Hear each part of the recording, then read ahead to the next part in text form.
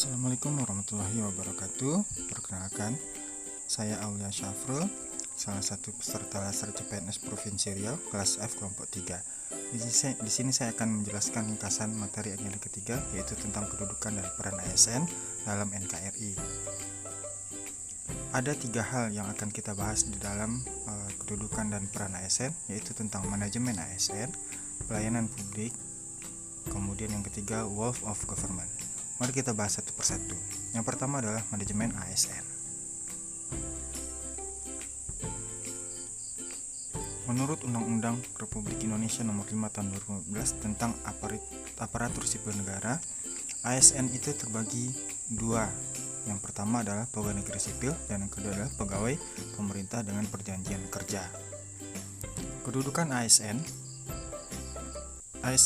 adalah aparatur negara yang menjalankan kebijakan yang telah ditetapkan oleh pimpinan instansi pemerintah.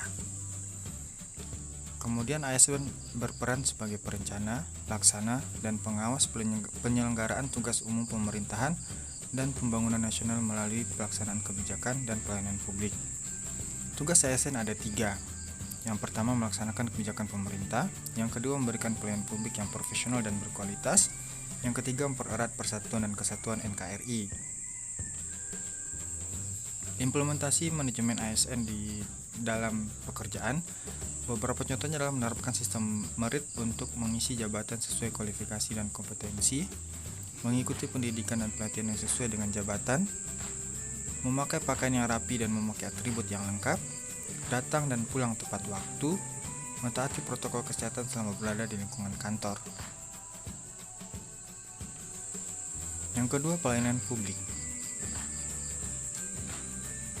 Berdasarkan Undang-Undang Republik Indonesia Nomor 25 Tahun 2009 tentang pelayanan publik, adalah kegiatan atau rangkaian kegiatan dalam rangka pemenuhan kebutuhan pelayanan sesuai peraturan perundang-undangan bagi setiap warga negara dan produk atas barang, jasa, dan pelayanan administratif yang disediakan oleh penyelenggara pelayanan publik.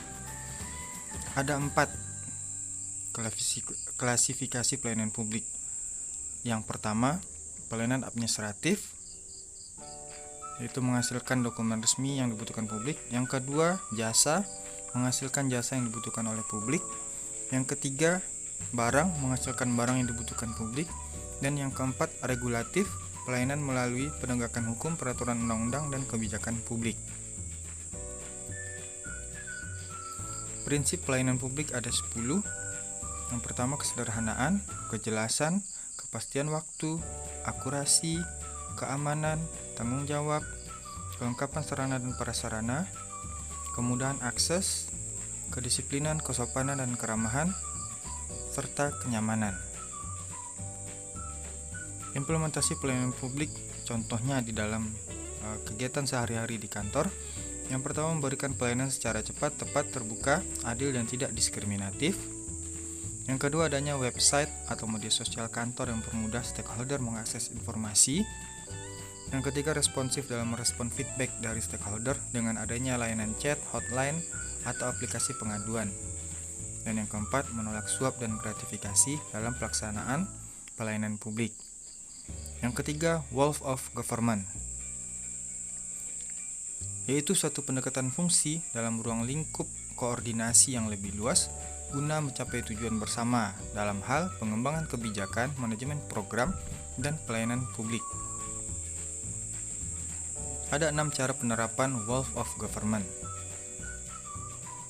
Yang pertama, respon pemerintah terintegrasi, menghilangkan sekat sektoral, kerjasama antar instansi, kolaborasi, koordinasi, dan bersinergi.